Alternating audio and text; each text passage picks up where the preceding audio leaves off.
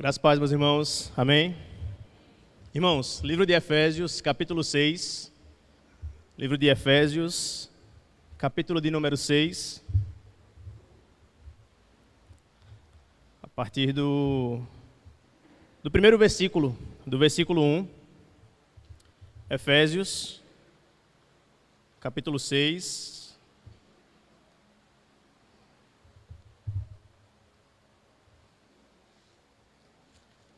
Nós vamos fazer a leitura do verso de número 1 até o verso 4.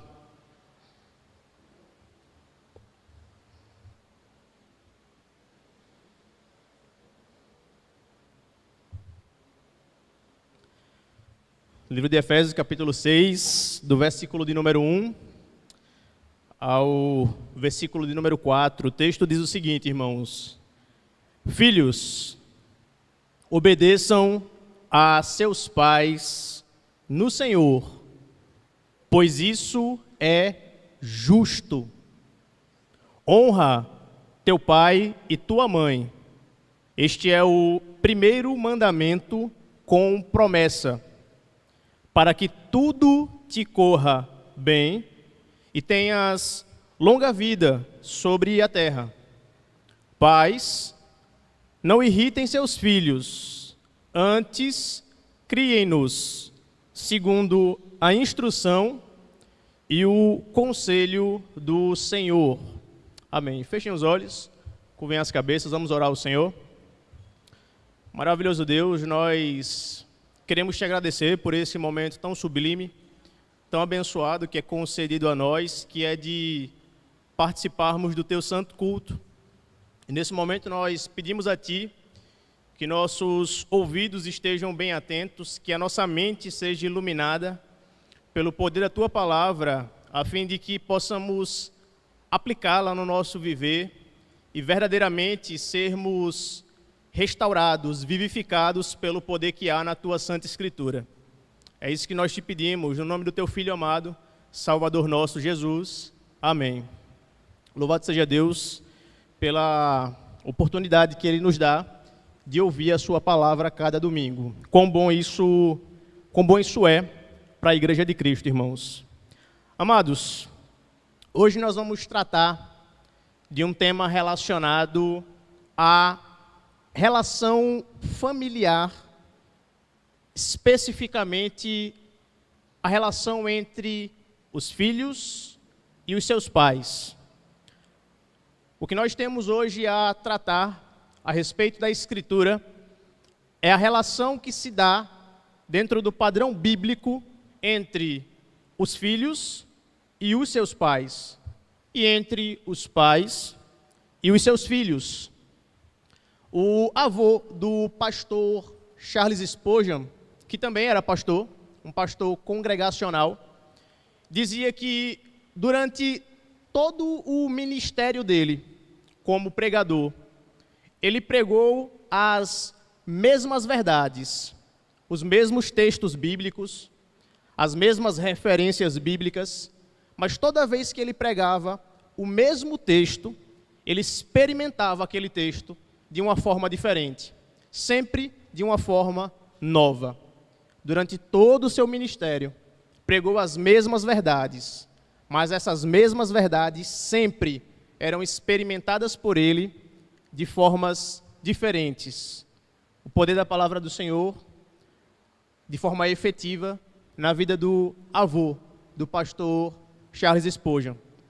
E que esse mesmo poder reflita em nós, especialmente quando se trata daquilo que Deus manda nós, como crentes, fazermos, o que quer que seja. E um ponto importante de entendermos aqui hoje é que nós vivemos num contexto em que a desobediência aos pais é generalizada. Isso é um fato.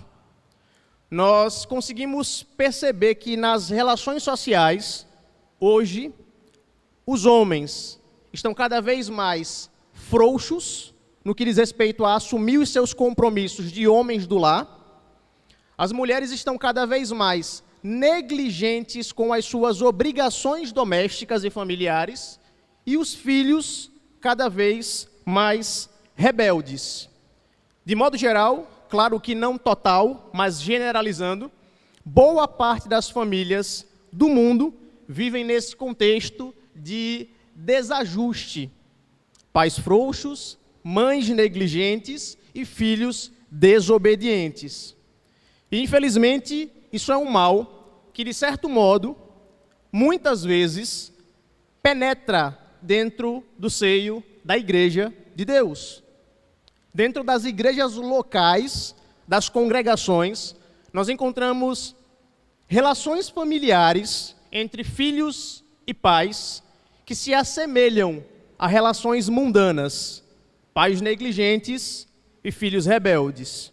Isso tem acontecido, e não é pouco, dentro das igrejas locais. Mas nós, como Igreja de Deus, não podemos permitir que esse tipo de baderna penetre dentro da igreja e se instale de modo a destruir as famílias. Esse é o tipo de conduta que é totalmente antagônica ao padrão de Deus para as famílias.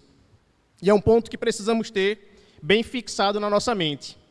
E aí, a fim de que nós consigamos compreender melhor isso, levante a mão quem aqui é filho. Quem é filho aqui? Você responde levantando a sua mão, não tenha vergonha. Se você não levantar a mão, eu não vou conseguir compreender como foi que você nasceu. Quem aqui é filho? Levante a mão. Somos filhos, não somos? Muito bem. Se você é filho, essa mensagem é da parte do Senhor para a sua vida. Mas se você é um filho que ainda depende dos seus pais, essa mensagem é ainda mais urgente para você. É ainda mais urgente para a sua vida. Nas últimas semanas, o pastor Júlio e o nosso irmão Wesley têm feito a exposição da carta aos Efésios. E há um momento da exposição dessa carta em que o pastor Júlio e o irmão Wesley se concentraram na unidade cristã. Paulo apresentou para a igreja de Éfeso a seguinte premissa: os crentes em Cristo vivem em unidade. E se os crentes em Cristo vivem em unidade, não existe a ideia de divisão, porque todos são membros de um único corpo, em que Cristo é o cabeça. E se todos são membros de um só corpo, se há apenas uma fé, se há apenas um batismo, se há apenas uma igreja viva e verdadeira, é dever do crente viver em unidade. E essa unidade foi desvelada nos sermões das semanas anteriores pelos nossos irmãos, em que, de forma prática, Paulo apresentou na carta aos Efésios como essa vida cristã de unidade deveria se dar. A vã maneira de viver, a vida em impiedade, em pecado, em mentira, em soberba, é uma vida que não faz mais sentido para o crente. De modo que Paulo apresenta de maneira extremamente didática e prática como a novidade de vida, como a nova maneira de viver deveria se dar no contexto da igreja. E Paulo apresenta essa nova maneira de viver de algumas maneiras. Uma delas, no relacionamento entre maridos e mulheres, o que fora pregado semana passada aqui na igreja. O modo como mulheres deveriam se comportar no padrão bíblico e o modo como homens, esposos, deveriam se comportar dentro do padrão bíblico. E após explicar como mulheres e homens devem se comportar, se portar, a fim de que o nome do Senhor seja glorificado, no capítulo 6, eu peço que você olhe para a sua Bíblia, Paulo mostra como os filhos devem agir em relação aos seus pais. Ele muda o seu interlocutor. A direção já não é mais entre maridos e mulheres, mas sim para filhos. De modo que no versículo 1 é dito o seguinte: filhos, obedeçam a seus pais no Senhor, pois isso é justo. Repetindo a primeira parte, filhos, obedeçam a seus pais. Ao longo dessa exposição, na primeira parte dela, e eu vou localizá-los durante a explicação, eu quero me dirigir a filhos hoje, como eu falei. Então, durante os 3 primeiros versículos da exposição, o nosso alvo são os filhos. E o texto bíblico é claro: filhos, obedeçam a seus pais. A palavra obedecer significa literalmente submeter-se à vontade, ao desejo de outro indivíduo. Esse é o significado do verbo obedecer. E quando o texto nos apresenta o imperativo, filhos, obedeçam aos seus pais, literalmente o que está se estabelecendo aqui é: filhos, se submetam à ordem, à vontade, à superioridade dos seus pais. De modo que o texto bíblico diz que submeter-se à vontade dos seus pais é, diante do Senhor, justo. E isso implica numa consequência inevitável. É impossível a um indivíduo crente dizer-se cristão, afirmar-se como crente em um contexto de desobediência aos seus pais. O texto bíblico diz: filhos, obedeçam. Eu vou repetir isso ao longo do sermão praticamente todo. Filhos, obedeçam aos seus pais no Senhor, pois isso é justo. Ora, se é justo aos olhos de Deus que o filho obedeça, uma vez que ele desobedece, isso não é justo. Então é impossível, essa é a primeira consideração que precisa ser feita aqui, a um filho afirmar-se como um crente regenerado e restaurado num contexto diário e cotidiano de desobediência aos pais. E o texto segue afirmando que a obediência aos pais deve ser feita no Senhor. Se você parar para pensar e fizer uma análise da sua vida, você vai perceber que, durante toda a sua trajetória, talvez os momentos mais conflituosos que você tenha tido com o seu pai, com a sua mãe, tenha sido os momentos de rebeldia, os momentos de desobediência.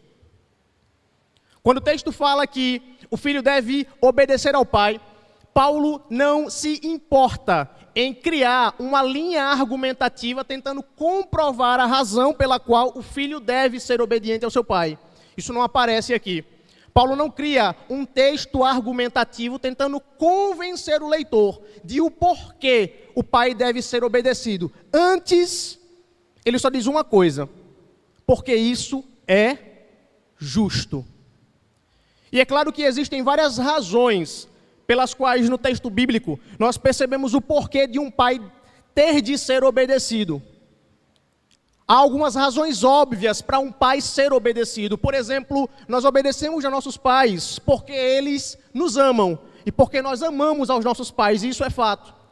Todos aqui, provavelmente, desde o momento da tenra infância, viveram num contexto em que o pai ou a mãe, os dois, amavam a você de alguma forma. Talvez o seu pai um pouco mais sisudo, um pouco mais carrancudo, mas demonstrava o amor. Abraços, beijos, carinho, afeto, instrução, educação, brincadeiras, sorrisos, até lágrimas às vezes. Mas há sempre uma demonstração de amor partindo dos pais em relação aos seus filhos. E é óbvio que nós amamos os nossos pais porque nós os amamos.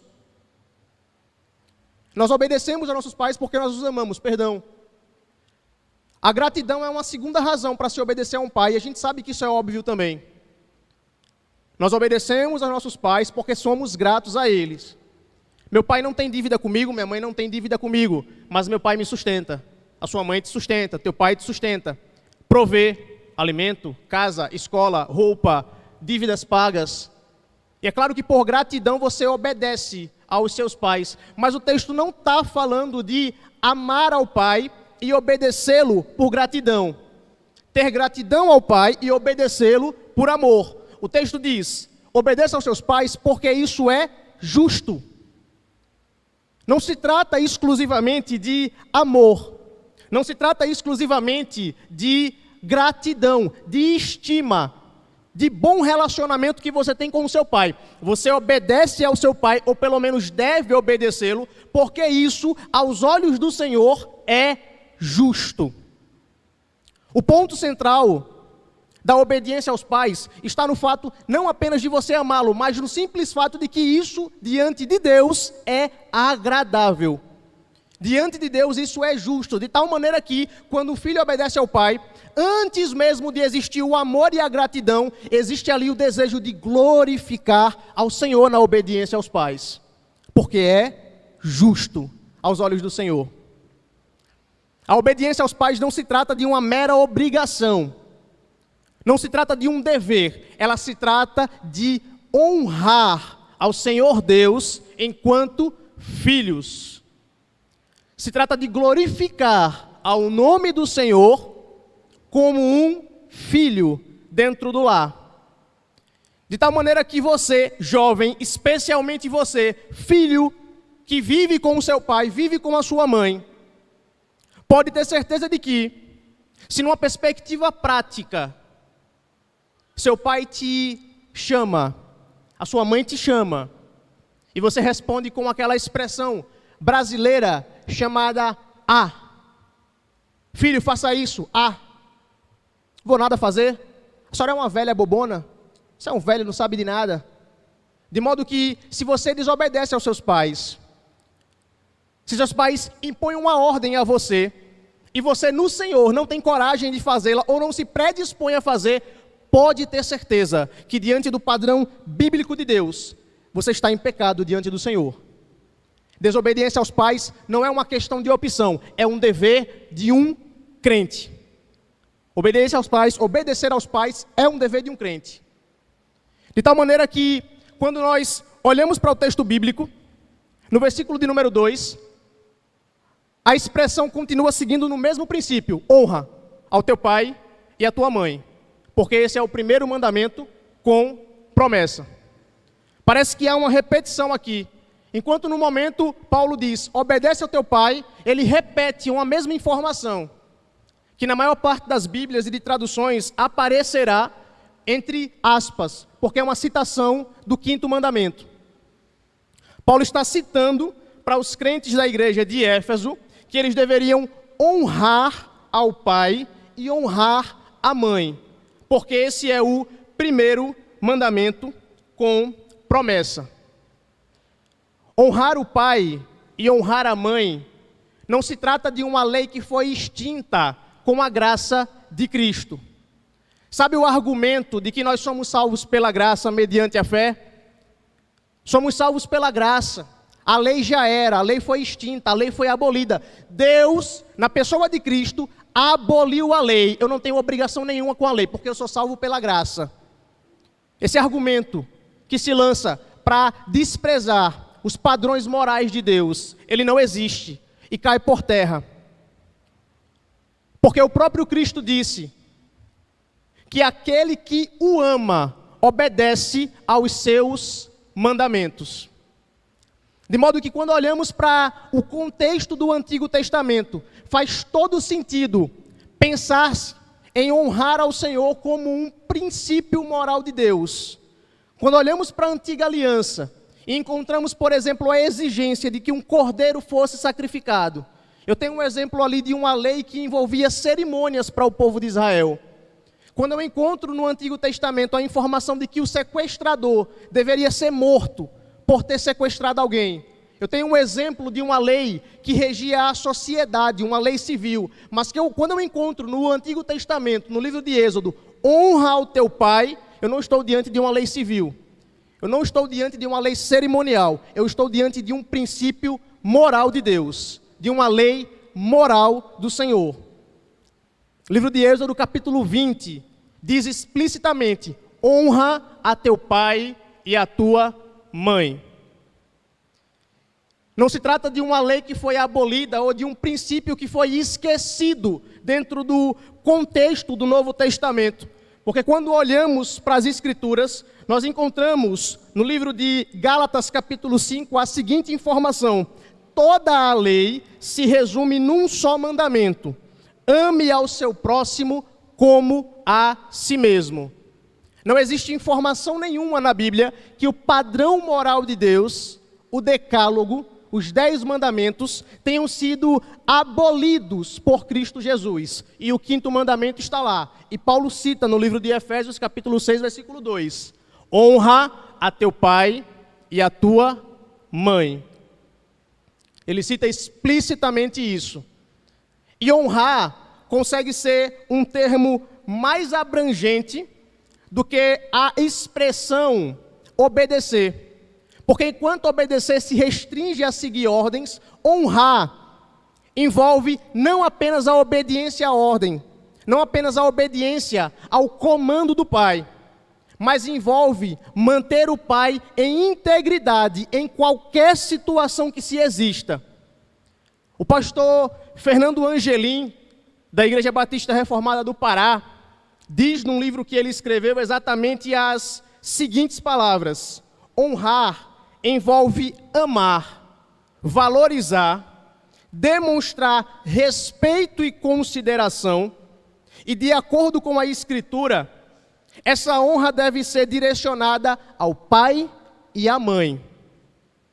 Quando o filho honra o pai, ele não simplesmente cumpre as ordens que foram impostas a ele, mas ele cuida desse pai nas situações mais adversas que possam existir.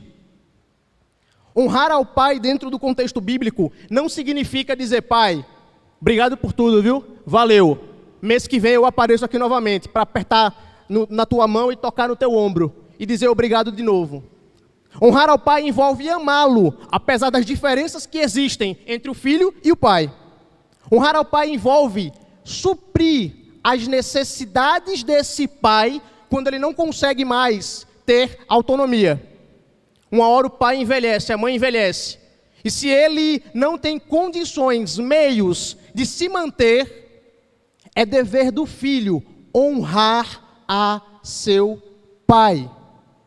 Por que, Anderson? Porque isso é justo aos olhos de Deus.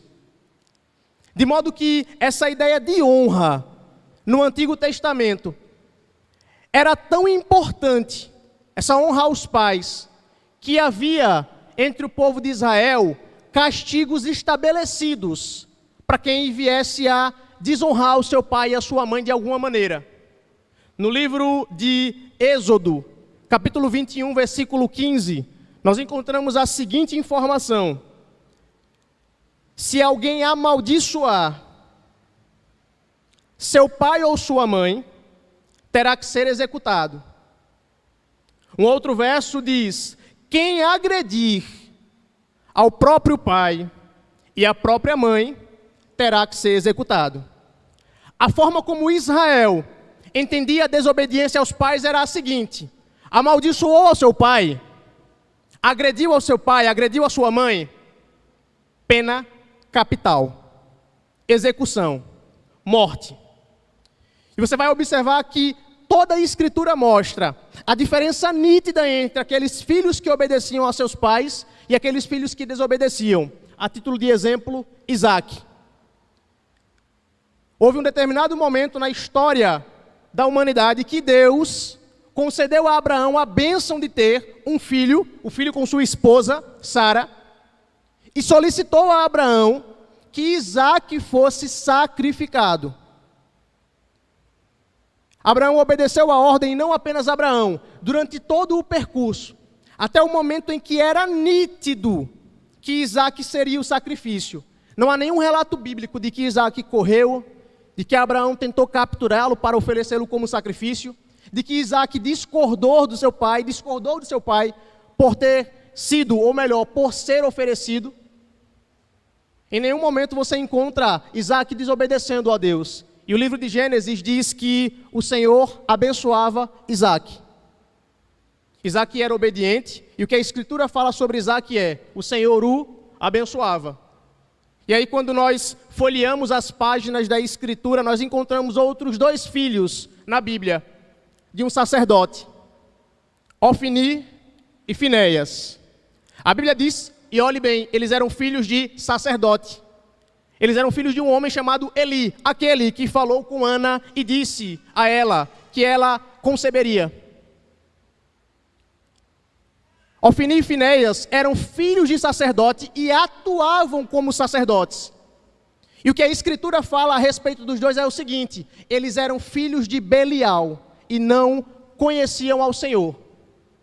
Você vai olhar para o Novo Testamento e para o Antigo Testamento e vai procurar um filho desobediente que teve honra com Deus nesse ponto. Não teve. A Bíblia diz sobre Isaac que o Senhor o abençoava. Quando você olha para Ofni e Finéias, que desprezavam a oferta ao Senhor, que roubavam o sacrifício para comer, filhos de Belial, não conheciam ao Senhor, você não encontra a informação. E o Senhor abençoava a Finéias. E o Senhor abençoava a Ofni. Você não encontra essa informação na Bíblia. Antes você encontra o seguinte: Deus mandando o profeta à casa de Eli e dizendo: seus filhos vão ser mortos no mesmo dia. A Escritura leva a sério a obediência dos filhos aos seus pais. Não é uma questão de moral dentro do contexto da sociedade brasileira. É um padrão bíblico para as famílias cristãs, que os filhos obedeçam aos seus pais no Senhor.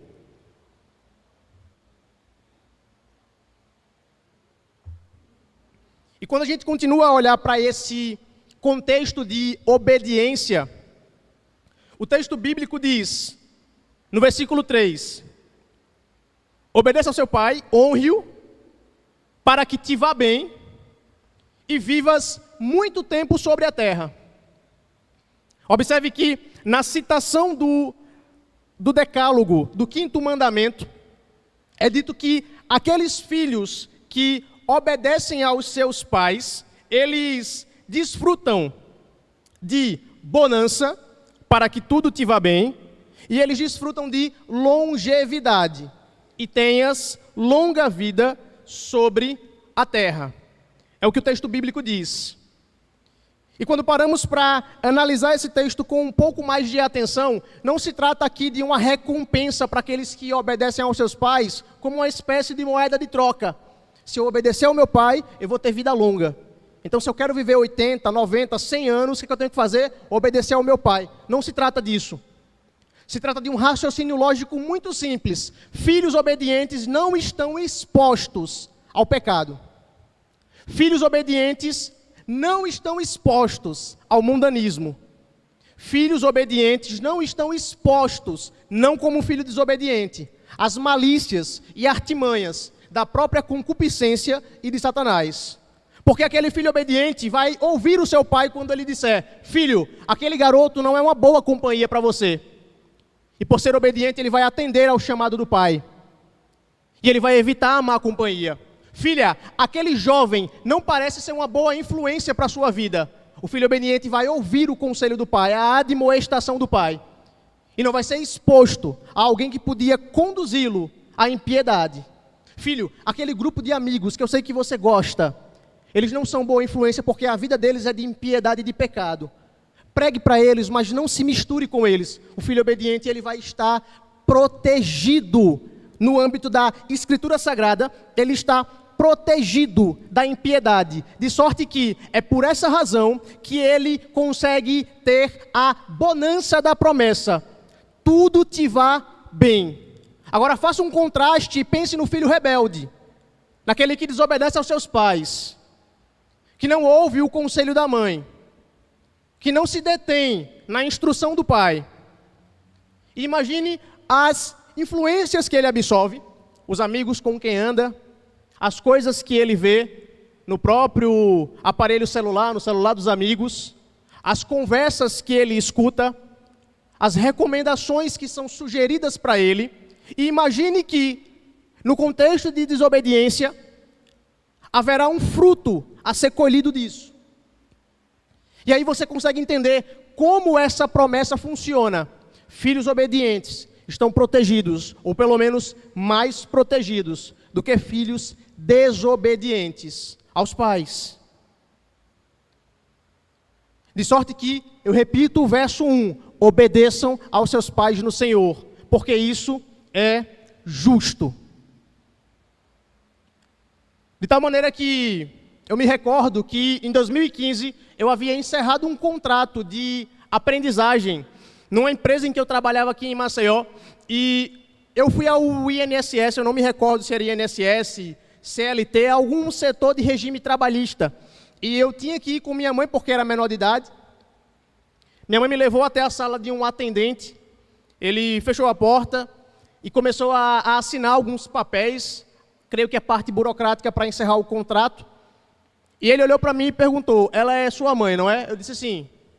Tinha 16, 15 anos. Ele me disse, olha bem, cuide da sua mãe durante toda a sua vida. E eu escutei aquilo como um conselho que qualquer pessoa dá, em sã consciência. E aí ele me disse, eu estou explicando isso para você, que você deve cuidar da sua mãe, porque a minha mãe, no final da vida dela, ela era uma alcoólatra. E todas as vezes em que eu retornava do trabalho, eu tinha que buscar a minha mãe no bar, buscar a minha mãe na rua, jogada na lama, suja, bêbada. Eu pegava a minha mãe, levava para casa, dava banho na minha mãe, trocava a minha mãe e a punha para dormir. E todos os dias ela fazia a mesma coisa. E eu continuei dando banho, limpando e protegendo a minha mãe até o dia em que ela morreu. Não abandone a sua mãe. E não pense que abandonar aos pais é um processo que acontece quando o filho vai morar só e deixa a casa. Você abandona os seus pais quando o teu pai te dá uma ordem e você diz não para a ordem que é dada. Você deixa de honrar aos seus pais quando você está o dia todo assistindo suas séries da Netflix, jogando os seus joguinhos online com os seus amigos, mandando mensagem e recebendo mensagem na sua rede social. E quando enquanto seu pai está talvez numa empresa ouvindo gritos de um patrão exagerado, ouvindo reclamações de um patrão grosso e arrogante, para que quando esse pai chegue em casa, o prato que você sujou, a cama que você dormiu, você não tenha coragem de limpar e de arrumar. É assim que um filho, dependente do seu pai, desonra o seu pai. Filhos, obedeçam, honrem aos seus pais no Senhor, porque isso é justo. De modo que não há como duvidar do poder que existe na Escritura para a obediência de um filho, porque o maior exemplo que a Bíblia oferece de obediência de um filho ao seu pai é o de Cristo Jesus, que sendo ele o Filho unigênito, verdadeiramente Deus, verdadeiramente homem, veio ao mundo despido da sua glória, padeceu como nós, morreu, e uma morte de cruz, e em tudo foi obediente ao seu Pai. É por essa razão que quando o texto se dirige aos filhos aqui, não existe outra alternativa para o filho cristão para além da obediência. De modo que o discurso que existe hoje, nesse mundo secularizado, de que o filho, quando desobedece ao pai, está na sua fase, é da idade, é fase, vai passar. Ah, deixa o menino, ele está na fase dele de rebeldia. Biblicamente não existe fase de rebeldia. Esse argumento não existe. Não existe fase de rebeldia. Ah, deixa ele desobedecer, é normal, é da idade dele. Filhos, obedeçam. Filhos, honrem. É o que a Escritura fala. É o que a Escritura apresenta como padrão de Deus para filhos cristãos. E no versículo 4, o interlocutor, o vocativo que é usado, ele muda. No verso 4, a direção agora não é mais para os filhos. O texto diz: pais, não irritem seus filhos. Antes, criem-nos segundo a instrução e o conselho do Senhor. E é interessante porque, geralmente, quando essas exposições são feitas sobre filhos que devem obedecer aos pais, os pais, quando ouvem, eles se sentem regozijados. E aí na mente começa a ouvir o pregoeiro falar: filhos, obedeçam aos seus pais. E o pai no pensamento: glória a Deus, aleluia, manda mais, papai. Começa a pensar dessa forma. Está muito bom aqui, é bom que o meu filho escute mesmo essa admoestação. É bom que o meu filho escute mesmo essa repreensão. É bom. Manda, Senhor, para que esse menino possa ficar atento e me obedecer. Essa criatura que tem me desobedecido tanto, ó Deus. Mas no verso 4, o texto é claro também. Pais, não irritem seus filhos. Pais, não irritem seus filhos. E quando a gente olha para essa estrutura, não irritem, nós podemos pensar que não se trata exclusivamente de uma provocação. Um pai provocando, cutucando o filho, fazendo raiva, como a gente fala no contexto alagoano. Não, não é isso. Pais negligentes irritam aos seus filhos quando eles não criam os seus filhos na instrução do Senhor. Quando eles não ouvem os problemas que os filhos têm enfrentado. Pais negligentes irritam a seus filhos quando eles não conversam com seus filhos sobre as necessidades que eles têm, sobre as dificuldades que eles enfrentam, talvez sobre os dilemas que a vida tem imposto a esse garoto e a essa garota. Os pais irritam a seus filhos quando eles desprezam a verdadeira educação que eles deveriam dar a essas crianças. Criar os seus filhos na instrução e no conselho do Senhor não se trata exclusivamente de arrastar o seu filho para a igreja no domingo. Esqueça isso. Se você acha que empurrar o seu filho ao culto, aos domingos, é suficiente, e o seu papel de pai tem sido bem executado dentro de um padrão bíblico, isso não é verdade. O texto diz: criem os seus filhos segundo a instrução e o conselho do Senhor. E como é que um pai cria o filho na instrução e no conselho do Senhor dentro de um padrão bíblico? Ensinando ao seu filho que não há outro Deus além do Deus verdadeiro. Ensinando ao seu filho que ele é um pecador, fraco, falho, incapaz de conquistar a salvação pela força do seu braço. Ele ensina ao seu filho na instrução e no conselho do Senhor quando ele diz: filho, você e o papai não podemos ser salvos pelas nossas obras, mas por meio de Cristo e do seu sangue, nós somos salvos. O pai cria o seu filho na instrução e no conselho do Senhor quando ele ora pela conversão do seu filho.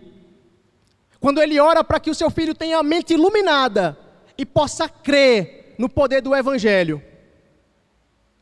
O pai cria o seu filho na instrução e no conselho do Senhor, quando ele repreende o filho nas situações em que aquilo que ele faz ou pensa foge do padrão bíblico.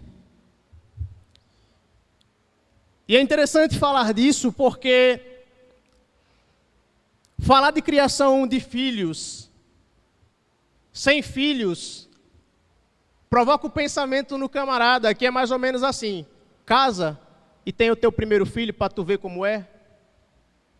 Quando você casar, tiver a sua esposa, irmão Anderson, e um menino para criar, aí você vai ver que não é bem assim não. E aí eu vou te falar, é bem assim sim. E se eu casar, tiver um filho, e o meu filho não andar nos caminhos do Senhor pela minha negligência, isso é pecado meu. Sou eu quem estou falhando como pai. Sou eu quem estou falhando enquanto cristão na admoestação do meu filho, na criação do meu filho. Mas é difícil falar sobre Cristo para o meu filho, Anderson, mas eu tenho que falar. É difícil ensinar porque eu não sei bem como funciona. Eu preciso me aplicar para falar para esse filho.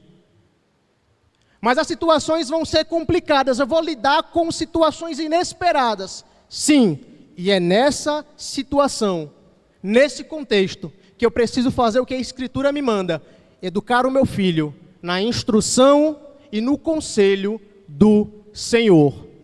O salmista disse, quando estava no momento de agonia e de tristeza, exatamente as seguintes palavras: Senhor, a minha alma está abatida, está triste, eu estou no pó de tanta tristeza.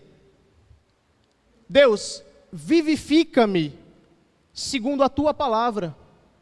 A petição do salmista foi essa: vivifica-me segundo a tua palavra. Se o pai precisa educar o seu filho, ele precisa educá-lo a partir da Escritura. Ele precisa educar o seu filho de modo que ele conheça quem é o verdadeiro Deus a quem ele serve. De tal modo que nós podemos perceber a falha que acontece hoje entre os cristãos das igrejas locais espalhadas pelo Brasil, quando você pensa em filhos de pais crentes, que se você pergunta a eles quem é Cristo, eles não têm resposta. Se vocês perguntam a eles por que Cristo morreu, eles não têm respostas. Se vocês perguntam a eles por que vocês vão à igreja, às vezes a resposta é: porque meu pai me leva. Isso não pode ser normalizado entre os crentes da igreja de Cristo. Isso não pode ser taxado como algo comum entre os crentes da igreja de Cristo. O pastor fez a leitura no começo do culto do Shema, ou Shema. E os judeus tinham esse compromisso de ensinar os seus filhos a amar a Deus com todo o coração, com toda a alma, com todo o entendimento, com todas as forças. Era assim que o judeu, e ainda é, ensinava e ensina o seu filho a amar a Deus com toda a alma, com todo o entendimento, com toda a força. E olhamos para um contexto de igreja hoje no Brasil, em que o pai não senta à mesa com a esposa e os filhos para fazer uma meditação na Escritura, para fazer uma leitura do texto bíblico, uma oração em família, um culto doméstico. Isso não existe, isso não ocorre no lar. E a consequência disso é que os filhos vão padecer, eles vão sofrer pela negligência dos pais. E se a rebeldia vier, isso infelizmente é consequência de uma negligência paternal. E é um problema a desobediência de filhos. Agostinho de Hipona falava o seguinte: se os filhos não conseguem obedecer aos pais, eles vão obedecer a quem? Se os filhos não obedecem aos pais, eles vão obedecer a quem? E se os filhos não conseguem obedecer aos pais, que podem ver, enxergar, tocar, como vão obedecer ao Deus que não vem? É por essa razão que a responsabilidade paterna, a responsabilidade materna, não pode ser negligenciada. É dever do pai educar o seu filho na instrução e no conselho do Senhor. De maneira que não faz sentido para uma família de crentes o filho não conseguir enxergar no pai, não conseguir enxergar na mãe um exemplo de crente piedoso. Não faz sentido para um filho, na sua casa, não enxergar no seu pai, na sua mãe, um crente piedoso. Como o filho vai obedecer a um pai que ele enxerga diariamente, mentindo, falando mal dos irmãos, enganando, sendo perverso com a esposa, vice-versa? Como o filho vai enxergar o padrão de obediência se no contexto familiar ele não encontra isso? É por isso que a Escritura é clara: pais, não irritem, não provoquem a ira dos seus filhos. Antes, criem os seus filhos na doutrina, na instrução e na admoestação do Senhor. De modo que nós conseguimos fazer algumas considerações finais aqui a respeito desse texto. E vocês, filhos, especialmente os filhos que estão ouvindo e dependem dos pais de alguma forma, obedeçam aos seus pais. E obedeçam aos seus pais no Senhor, ou seja, quando fizerem isso, não façam por mera obrigação, façam porque isso é uma forma de vocês glorificarem a Deus. Deus se agrada da sua obediência, mas rejeita a sua desobediência, a sua rebeldia contra os seus pais. Façam um autoexame do seu comportamento na sua casa. Se o comportamento da sua casa com os seus pais não reflete o caráter de Cristo, não reflete os princípios morais de Deus, confesse o seu pecado. Peça perdão ao Senhor pela sua desobediência. Peça perdão aos seus pais pela sua desobediência. E creia que Cristo tem poder no sangue para purificar você do pecado. Se reconcilie com seu pai e passe a honrá-lo, a obedecê-lo. E vocês, pais, parem de crer que a mera repetição semanal religiosa, sem fundamento, de estar aqui aos domingos e apenas isso é suficiente para a criação do seu filho, porque não é. O mundo vai educar o seu filho com perspectivas anticristãs. As escolas vão doutrinar os seus filhos, pelo menos tentar, com padrões morais que são totalmente contrários ao que está na Escritura. E vocês precisam instruir os filhos de vocês no conselho do Senhor. Então, sentem à mesa com suas esposas, vocês homens, reflitam se vocês têm educado realmente os filhos de vocês. E do mesmo modo, se arrependam se vocês notarem a negligência na conduta de vocês na criação dos seus filhos. Confessem os seus pecados, peçam perdão a Deus pela negligência e parem de pecar com negligência em relação à criação dos seus filhos, a fim de que, no bom cuidado do pai e na obediência dos filhos, o nome do Senhor seja glorificado, a fim de que o nome dele seja louvado. E não se esqueçam de que a desobediência aos pais é um pecado tão grande que a Escritura o classifica entre pecados como a impiedade, a arrogância, a soberba, a crueldade, e é um sinal dos últimos dias. Mas a igreja de Cristo, a igreja militante, segue a paz com todos e busca santificação. Santificação no culto e santificação no lar, ensinando aos filhos e obedecendo aos pais. É isso que agrada ao Senhor Deus. Feche seus olhos, curve a sua cabeça e vamos orar. Deus, nós queremos te agradecer por tudo que o Senhor tem feito por nós, porque somos teus filhos, e apesar de nossa rebeldia, de nossa desobediência, das nossas faltas cometidas, o Senhor tem sido misericordioso conosco, tem nos perdoado dos nossos pecados, tem nos instruído, por meio da Escritura, sobre qual caminho devemos seguir. E nesse momento nós te pedimos que o Senhor ilumine a nossa mente, a fim de que nós, enquanto filhos, possamos honrar aos nossos pais, que possamos obedecê-los, que possamos ouvir aos seus conselhos, suprir as necessidades financeiras dos nossos pais, se isso for preciso. Que nós, como filhos, possamos honrar aos nossos pais, assim como Cristo sempre te honrou. Nós te pedimos também, ó Deus, que cada pai que está presente nessa noite, no santo culto, possa ser agraciado pelo poder da Tua palavra, a fim de perceber em si o próprio pecado, a negligência na instrução de seus filhos.